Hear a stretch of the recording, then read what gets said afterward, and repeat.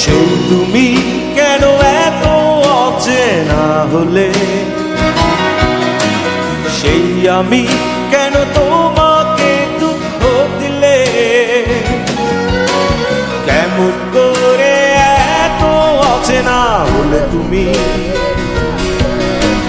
কিভাবে এত বদলে গেছি এই আমি। বুকেরই সব কষ্ট দুহাত সরিয়ে